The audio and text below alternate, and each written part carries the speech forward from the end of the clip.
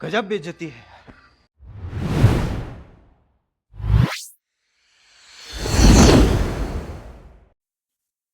और बासा फैंस कैसे हो? अच्छी न्यूज़, बुरी न्यूज़ ये तो बार्सा फैन की जो लाइफ है उसका पार्ट है।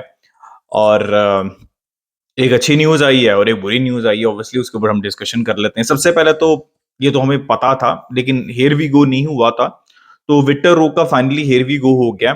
तो एज़ पर फैब्रिज़ियो रोमानो, यार आप जो मर्ज़ी कह लो, eventually people are waiting for Fabrizio Romano for confirmation. बाकी जितने मर्ज़ी हैं, जितने मर्ज़ी क्लोज़ हों, आई नो उनके भी क्रेडिट के ऊपर चीज़ें जाती हैं, but you have to wait for Fabrizio. मैं इसलिए हमेशा से, अगर आप जो लोगों को इस पे गुस्सा भी चढ़ता था जब मैं फैब्रिज़ियो को इवन पिछले साल भी ज़्यादा सपोर्ट करता था, बिकॉज़ एक ऑल-राउंड जर्नलिस्ट हैं वो, और बड़ा प्रॉपर वे के अंदर न्यूज़ उनकी भी गलत होती है, जैसे मेसी वाली हुई थी, लेकिन सब चीज़ें जो है वो प्रॉपर वे के अंदर होती हैं। तो as per Fabrizio Romano, 35 plus 10 million add-ons for Victor Roque, और 2024 के विंटर ट्रांसफर विंडो में वो आ सकते हैं, जनवरी के अंदर आ सकते हैं, बट कंप्लीटली रूल आउट नहीं है कि वो समर में नहीं आएंगे। इस समर के अंदर it depends on a sale of a player. तो 2024 के अंदर तो वो आ ही जाएंगे, मतलब जनवरी के अंदर अगर सेल हो जाता है कोई प्लेयर, तो हो सकता है कि वो बारसा को समर में भी ज्वाइन कर लें। अब आपको समझ लग जानी चाहिए कि ये जो मेसी का सारा ड्रामा था, ये नहीं होना चाहिए था। इसकी कोई गुंजाइश ही नहीं थी, कोई मतलब रूम ही नहीं था। आप विक्टर रो को रजिस्टर नहीं कर पा रहे, you are subjective to sale of players, major players. तो ये सिचुएशन है, but I am happy. Victor Roque आप देखें already, I am not over hyping, मैं बस ये चीज बार बार आप लोगों को बता रहा हूं कि he is a proper talent, और इस डायरेक्शन में हमको पैसा इन्वेस्ट करना चाहिए। आजकल की मार्केट में 35+10 मतलब कुछ भी नहीं है। आप देखें, एंड्रे का केस देख लें, और भी प्लेयर्स का केस देख लें, तो आपको 30 से 40 मिनट के मिलियन के अंदर एक प्लेयर मिलता है, तो ये बहुत बहुत एक पॉजिटिव चीज है। और इस डायरेक्शन के अंदर बारसा को जाना चाहिए, और आई एम हैप्पी कि बारसा गई। तो आई एम एक्साइटेड कि Victor Roque to Barcelona is finally done, और हो जाएगा जनवरी के अंदर, तो हो ही जाएगा 2024 के अंदर। तो ये होगी अच्छी न्यूज। अब दूसरी जो है बुरी न्यूज के ऊपर बात कर लेते हैं from Barcelona perspective. Arda Guler will not be a culer, और he will join Real Madrid. So अभी ऑब्वियसली कंफर्मेशन नहीं है, लेकिन अभी तक की जो जो न्यूज आ रही है, अभी रात का टाइम है जब मैं वीडियो रिकॉर्ड कर रहा हूँ, पहले ये न्यूज आ रही थी कि he is very close to Barcelona, but something happen. Obviously आपको पता है रियल मैड्रिड भी पैरेलल में जो है वो ट्राई कर रही थी, और बहुत ज्यादा इंटेंसिवली। और मैं सारी वीडियोस के अंदर ये बात कहता रहा हूं कि we are discussing about Arda Guler. हम ये कर रहे हैं discussion, obviously Real Madrid content creators भी या रियल मैड्रिड फैंस भी आर्दा गुलर को डिस्कस कर रहे होंगे, जैसे बारसा फैंस कर रहे हैं। लेकिन वो कहीं पे भी जा सकते हैं, कहीं पे भी ये इंडिकेशन नहीं है। या तो विक्टर रो के केस के अंदर real Madrid was not in, बाकी clubs they were in. But आपको ये बात समझने की जरूरत है कि जब रियल मैड्रिड और बारसा दोनों इन होते हैं, but then it depends on the player कि वो क्या चूज करता है। तो आर्दा गुलर को रियल मैड्रिड का प्रोजेक्ट ज्यादा पसंद आया, या फिर ऑब्वियसली ऑफर ज्यादा पसंद आई होगी, तो इट्स ऑल गुड, राइट?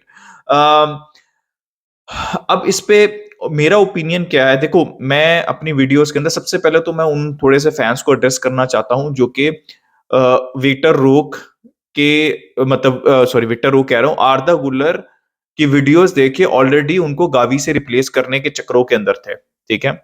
तो यही मेरी उस दिन जो मेरा थोड़ा सा ट्रिगरिंग पॉइंट था, एक एक दफा एक लाइव सेशन के अंदर, वो यही था कि अभी हमने प्लेयर एक साइन भी नहीं किया, उसने उसने ओके भी नहीं किया, डन भी नहीं हुआ, and we are already disrespect. It's a disrespect जब आप ये कहते हो कि भाई आर्दा गुलर को चावी गावी के ऊपर खिलाना चाहिए, वो क्रिएटिव नहीं है, ये नहीं, मतलब कोई फजूल बातें, ठीक है? तो इट्स डिसरिस्पेक्टफुल। मतलब 18 साल का गावी आपके लिए क्या कुछ नहीं कर रहा हो, कितनी ज्यादा एफर्ट, मतलब इससे ज्यादा वो क्या शो करे 18 साल की उम्र में कि आप लोगों को कन्विंस हो सके। तो मैंने तो हमेशा ये कहा था कि बेस्ट आर्दा गुलर, आप मेरी वीडियो सारी देख लें, मैंने ये कहा था कि बेस्ट आर्दा गुलर के लिए ये रहेगा कि वो 1 साल बाद आए, ठीक है? उसके बाद गुंडोगन के 1 या 2 साल रह गए होंगे maximum, and he can develop. And obviously Gavi और पेड्री और Guler can be the future midfield of Barcelona along with Frenkie and another DM, young DM, जो कि ऑब्वियसली बात की बात है। लेकिन मैं बार-बार ये कहता था कि उनको पैकिंग ऑर्डर में चौथे नंबर पे रहेंगे। अगर आर्दा गुलर आते हैं, आर्दा गुलर हमारी प्रायोरिटी नहीं थे, बार्सा की प्रायोरिटी आर्दा गुलर नहीं थे। लेकिन मैं टू बी ऑनेस्ट एक और बात बताऊं कि रियल मैड्रिड की भी प्रायोरिटी आर्दा गुलर नहीं है इस टाइम पे मिडफील्ड में। They have enough players in the midfield. हम भी और रियल मैड्रिड भी, बारसा भी, मेरा ओपिनियन भी ये था कि बारसा, जैसे मैंने आपको बार बार हर वीडियो के अंदर एक ही सेंटेंस बोला है या एक ही वर्ड बोला है, स्ट्रेटेजिक साइनिंग है ये बारसा की, फ्यूचर साइनिंग है, राइट। और लोग जो है उसको फॉरेन टीम के अंदर खिलाने के लिए रेडी थे, ठीक है। तो मैं ये बात कह रहा था कि ये फ्यूचर एस्पेक्ट से बहुत अच्छी साइनिंग है कि 17 मिलियन में आपको वंडरकिड मिल जाए। वो वर्क करे या ना करे ये उसके ऊपर है, लेकिन आजकल की मार्केट में 17 मिलियन के अंदर आपको एक वंडरकिड मिल जाता है, इससे अच्छी क्या बात हो सकती है। तो same goes for real Madrid also. उनको जरूरत नहीं है अभी, हो सकता है मॉडरिच और क्रूज के जाने के बाद उनको जरूरत पड़े, लेकिन इवन देन उनके पास कामाविंगा है, फेडी वल्वर्डे है, बलिंगम है, चुआमेनी है, सबायोस है, उनको भी जरूरत नहीं है। लेकिन ये उनके लिए भी फ्यूचर साइनिंग है, फ्यूचर इन्वेस्टमेंट है। ये तो दोनों क्लब्स के परस्पेक्टिव से ये फ्यूचर साइनिंग थी। अब बारसा के लगे पड़े हैं, ठीक है। रियल मैड्रिड तो बहुत अच्छी सिचुएशन के अंदर है, वो उनको अच्छी ऑफर भी प्रेजेंट कर सकते हैं, वो उनको बेहतर प्रोजेक्ट भी प्रेजेंट कर सकते हैं। आई एम रियली श्योर कि अभी बारसा या रियल मैड्रिड प्रोजेक्ट लेके जाती होगी तो ऑब्वियसली रियल मैड्रिड का प्रोजेक्ट इज बेटर, राइट। अगर दोनों एक प्लेयर है उसको डिसाइड करना दोनों में, तो you have to be honest कि रियल मैड्रिड का project financially they are very stable, वो ज्यादा ऑर्गेनाइज तरीके से काम कर रहे हैं, ठीक है। और हम स्ट्रगल कर रहे हैं बिकॉज ऑफ वो बाटमेओ कह रहे हैं कि वो मसले नहीं हमारे खत्म हो रहे हैं, तो हम तो प्लेयर रजिस्टर नहीं कर पा रहे हैं। विक्टर रोक के भी मैं आपको मिसाल दी है, फिर ब्रोजोविच का केस है, फिर और भी बहुत से केसेस रहे हैं इसी ट्रांसफर विंडो के अंदर। तो आई वुड नॉट से कि मैं हिपोक्रेसी नहीं यहाँ पे शो करूंगा, जो कि मुझे लगता है कि अभी फॉरेन बारसा फैंस कुछ टर्न, जो बारसा फैंस आर्दा गुलर को गावी की पोजीशन में खिलाने के लिए तैयार थे, अब वो ऐसे बदलेंगे, ठीक है। मैं अपने ओपिनियन पे स्टिक ऑन रहूंगा कि बारसा के लिए फ्यूचर साइनिंग थी, राइट। लेकिन मैं एट द सेम टाइम ये भी कहूंगा, और ये मैं कहता रहा हूं अपनी वीडियोस में, जितनी भी आप मेरी वीडियोस उठा के देख लें, कि आर्दा गुलर is not a priority for Barcelona. Attacking midfield is not a priority for Barcelona. We have three proper players: Gavi, Pedri, Gundogan. उसके पास कैसी भी हैं जो उस पोजीशन के ऊपर खेलते हैं, उनको ऑफलोड, उसकी बात हम करते हैं। और उसके अलावा हमारे पास पब्लो टोरे भी हैं जिनको हम लोन करने के चक्रों के अंदर, और वो भी एक यंग टैलेंट है, ठीक है।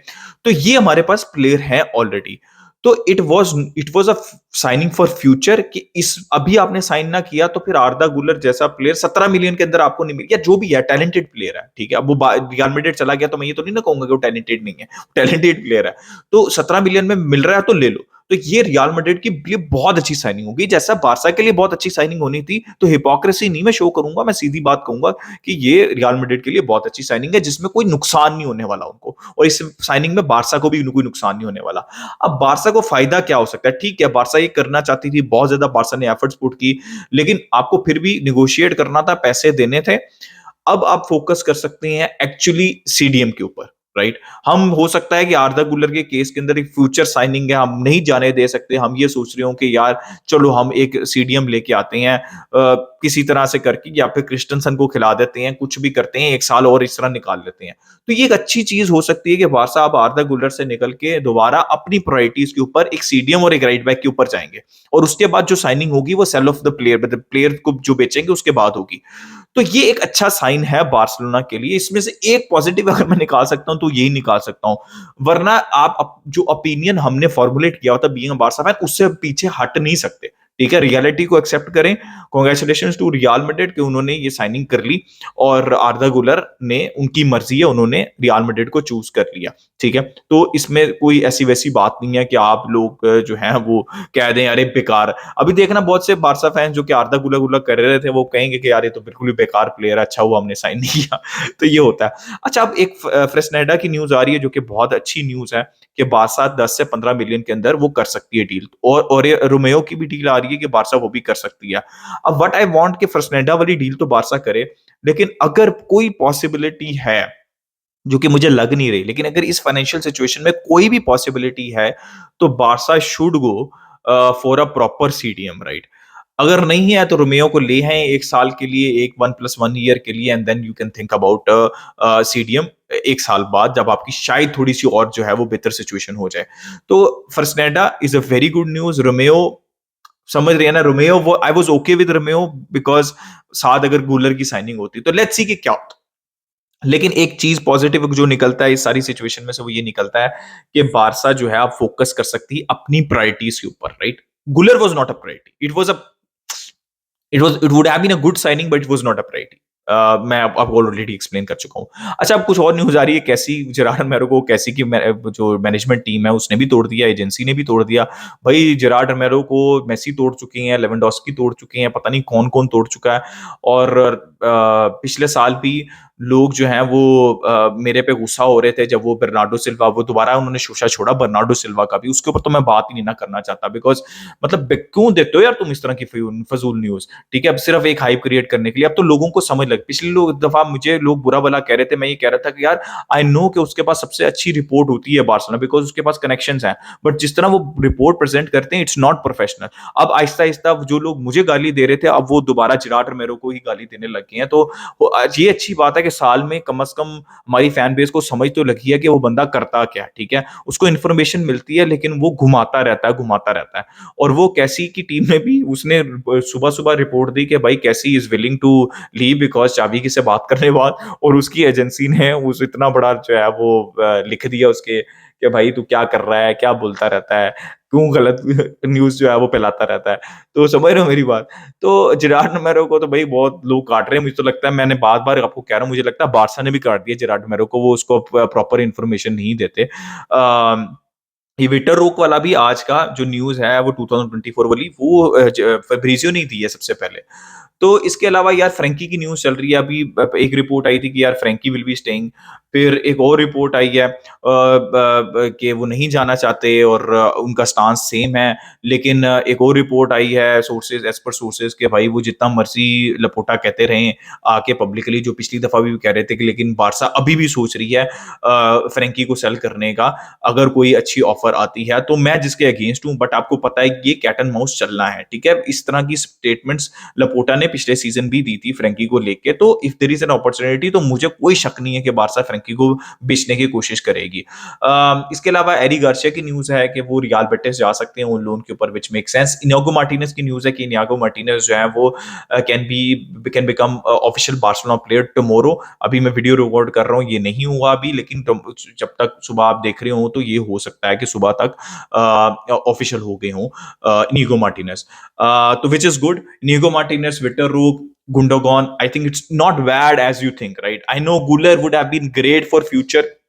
भाई it is not required right now, ठीक है? आप समझ रहे हो ना मेरी बात? मैं बार बार ये कह रहा था, इसलिए मैं उतना जज्बाती नहीं हो रहा था जितना कुछ लोग हो रहे थे कि डायरेक्ट टीम में डल जाएगा वो, ठीक है? तो एक बात याद रखना मेरे हमेशा मेरी, ये न्यूज़ है कोलाडो के कॉन्ट्रैक्ट टर्मिनेट हो रहा है, ये सारी न्यूज़ जो छोटी-मोटी चलती हैं, आपको पता ही होंगी ये सारी न्यूज़। एक बात मेरी बात याद रखना, जब तक एक प्लेयर है, अच्छा है, उसको प्रेज़ करो, हिपोक्रेसी ऑब्वियसली शो नहीं करनी चाहिए। अगर किसी और टीम में भी चला जाता है, तो वो वैसा ही प्लेयर था जैसे आपने उसको देखा था, ठीक है? Best wishes to him, best wishes to Real Madrid, ठीक है? लेकिन जब तक कोई प्लेयर आता नहीं ना है, तो अपने परफॉर्मर्स की मतलब अपने परफॉर्मर्स का मत काटो, ठीक है? उनको इज़्ज़त दो। तो ये मेरा एक लास्ट मैसेज है हमारी बार्सा की फैन बेस के लिए, ठीक है? So guys this was my opinion. अपना ओपिनियन दे इस खुशी और गम के मौके के ऊपर in the comment section. Like, subscribe, share, keep enjoying football. Until next time, it's a good bye from me, Visca Barca.